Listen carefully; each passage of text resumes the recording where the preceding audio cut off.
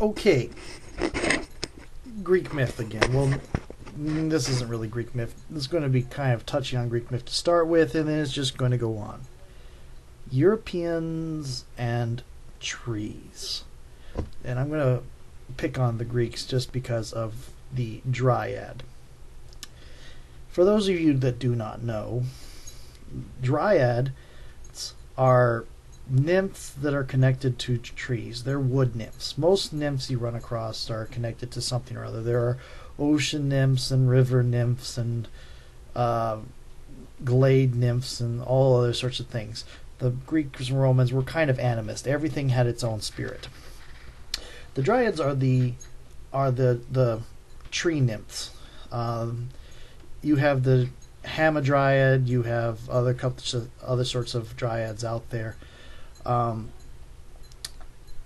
they're supposed to be very shy, except for around Artemis, who is apparently a friend to all dryads. Anyway, very interesting thing.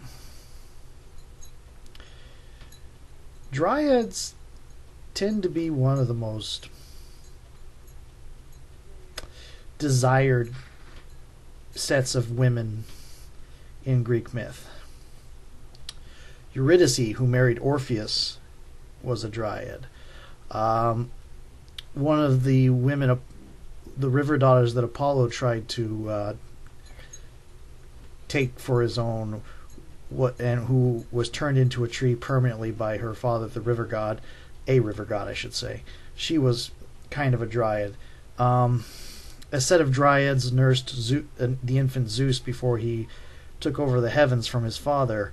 The same set of dryads are supposedly that one of them produced the men that would eventually become one of the races of men in the area. Dryads, all of Artemis's handmaidens are dryads, and at least one of them, Zeus, tricked into a relationship by pretending he was Artemis. Yes, you heard that correct. Zeus pretended, turned himself into a rendition of his daughter to trick one of her dryads into having sex with him. Either that or get close enough to rape her. One of the two. You never know if Zeus... Yeah. Anyway. Dryads... I mean, people think the tree hugging thing is a modern day thing. I mean, like I said on at the end of the Medusa thing, forget tree hugging. A lot of Europeans they grew up with the Greek myths, because the Greek myths came and spread out along with Christianity because they were acceptable. Where they're coming out of the Roman thing, that was classical mythology. They were taking them as, I don't know, morality things. They survived Christianity better than a lot of the other mythos of Europe. I say that as a devout Catholic, Roman Catholic. So anyway, yes, there are Catholic gamers. Yeah. Basically,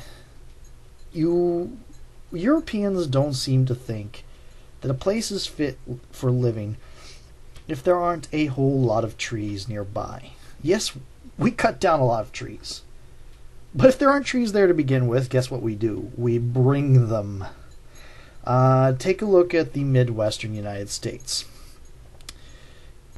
Actually, take a look at San Antonio, where I live. If you look at the old photos of San Antonio, there are hardly any trees around, which makes sense because San Antonio sits on a floodplain.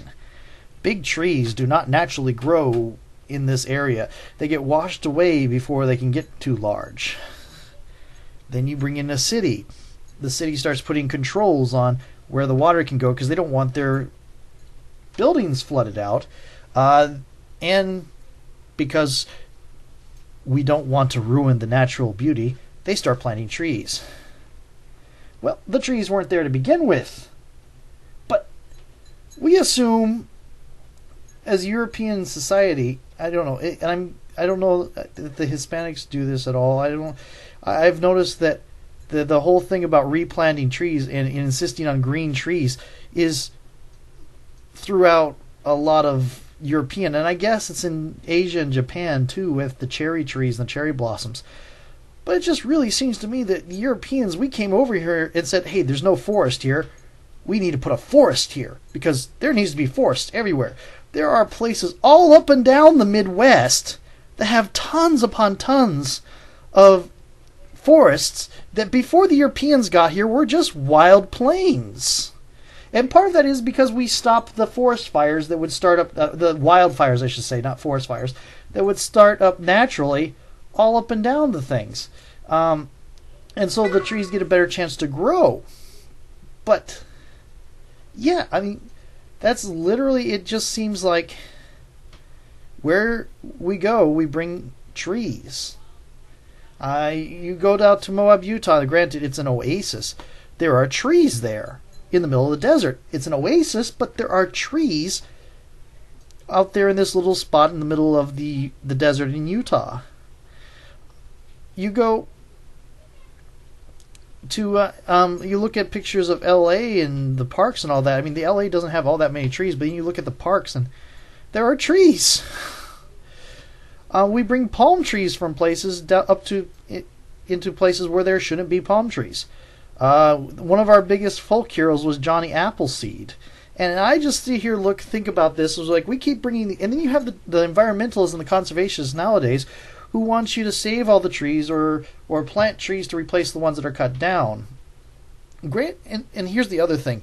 Most of the stuff we get paper from come from tree farms. You have a particular kind of tree that takes 5 years to grow up, and you have enough land to have 5 different fields. When this field grows up, you cut it down, and while that one's being cut down, and after that one's cut down, you replant it. Meanwhile, next year the next field grows up, and then the one after that's a year younger, and then a year younger, and a year younger, and you just keep going around, rotating fields, waiting for those trees to have the 5 years to get to adulthood. Then you chop it down and make paper out of it. We're not cutting down old growth forests. We got particular places we grow and cut down trees. And I think there are even some that go on a 3-year cycle, but I'm not a big expert on that. Anyway, you look at our environmentalists now, we want to plant trees everywhere. Cities have to have a certain number of trees. There are actually some cities with laws about how many trees you can have, and that you have to wait before you can cut down a tree in your own yard, even if it's sick and dying. You have to prove it's sick and dying, and you're just not getting rid of it because you don't like the look of it. The trees in the Norse myth were highly regarded because, the ash tree, which is important in ash trees are important in Norse, Celtic, and Greek myth, all throughout Europe. The ash tree is considered the queen of trees. It's a bridge between the mortal and the spirit. The world tree is supposed to be an ash tree. All this kind of stuff. And I'm sitting here thinking about it. What is it with our little thing with trees? And I'm looking at the Dryads, where pretty much everybody in the Greek myth would basically kill to have a Dryad girlfriend. And sometimes they did. Or if you had a Dryad girlfriend and she died, you went to go make a bet with the Lord of Hell to get the Lord of the Dead to get your girlfriend back from the dead. Yeah, it seems like, tree hugging's too mild a term to describe the European idea of what they want to do with trees. Granted, I don't really think that a lot of these people believe the trees will turn into beautiful women with whom they can have happy, wonderful lives with, which, considering Greek myth, happy endings generally do not happen. But yeah, it's, Orpheus, Apollo, Zeus, several dryads, of course. Zeus is pretty much will do anything that looks female. Probably Poseidon. I'll bet you Hermes. He's probably one of the ones that just seduces them into it instead of just, hey, look, I'm going to rain gold on you and you're pregnant. Sorry, that was a human. That was Zeus. And I kind of suspect that the whole thing about Artemis bathing with her nymphs is indicative of lesbian relationship, because, well, Greeks were afraid of women. The idea of women with other women especially bothered them, and because it just their idea was that if a woman didn't have a man to control her, she would go crazy and turn into a monster. Hence all the female monsters. And Artemis was considered very dangerous, so the idea of her having female lovers is probably not far off, especially since there's definitely a lot of homosexuality in male homosexuality in Greek myth.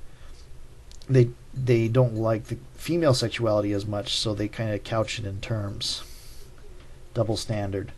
But you get all these people that have this really, really intense desire for these women that are basically tied to trees or can become trees.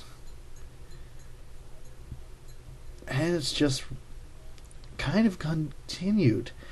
When I think about environmentalists on the TV, I think about a European descent person of probably better means than the average person.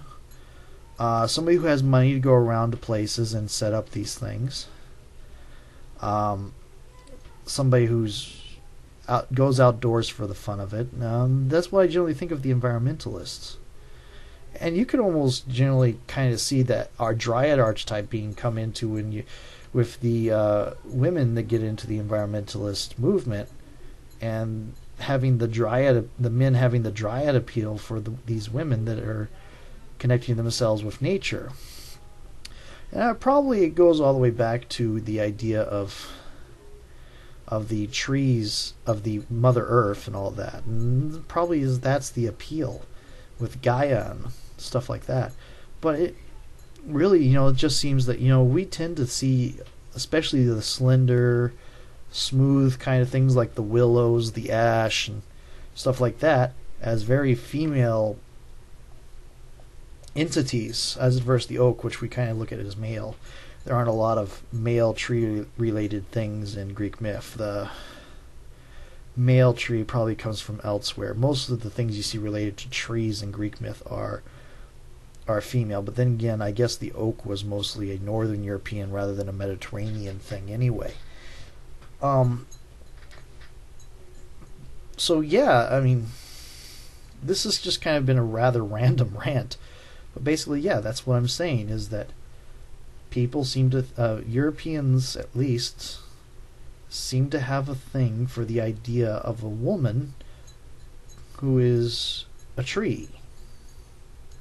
And this cultural tradition of the idea that trees can become the most desirable woman you would ever find.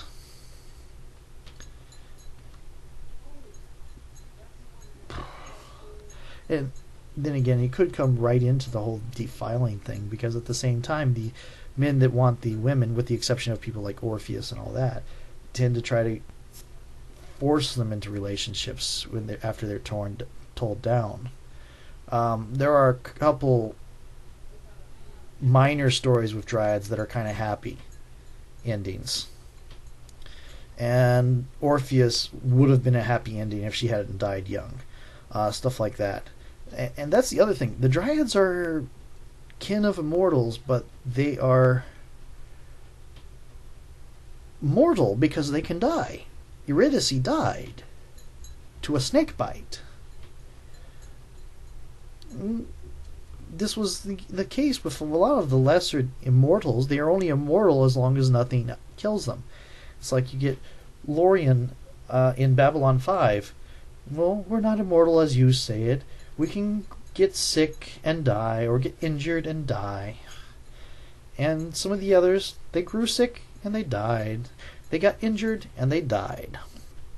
That's what happens with the dryads. It doesn't seem like they die of old age. They don't age.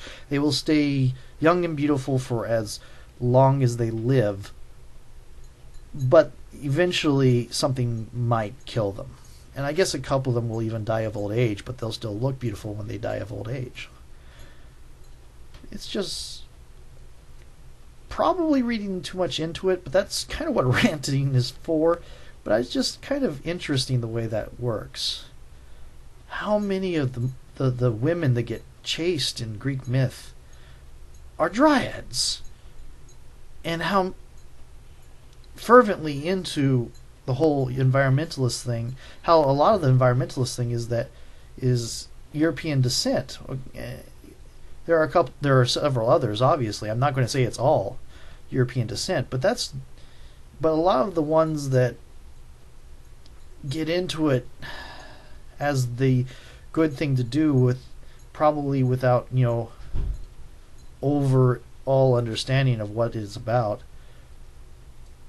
The ones that don't live in the outdoors but go out there for fun, they just strike me as mostly of the European variety. Anyway, that's it for me today. I might or might not add little funny captions at the top of this. We'll see.